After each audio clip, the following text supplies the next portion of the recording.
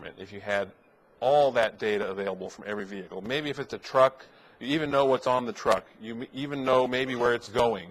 Maybe you know what time it needs to get to its destination. And as I talked with Frank this morning, what's the real cost if it's late? So are there any interesting things you can imagine if you had such a network of vehicles? Say again? And give me an example.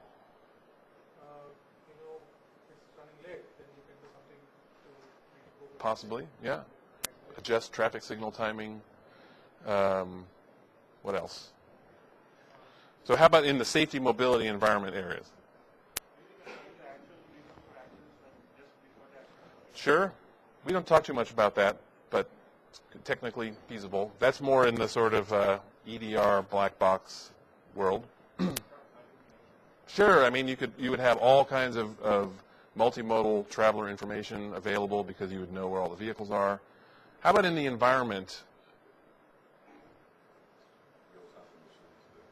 You would know exactly what the emissions characteristics were. And how might you, what could you do if you had that information? Let's say there are certain ways of driving vehicles that minimize fuel consumption, other ways that minimize emissions.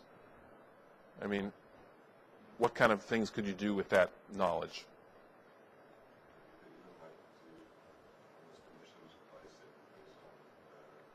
You could really optimize, and you could as a,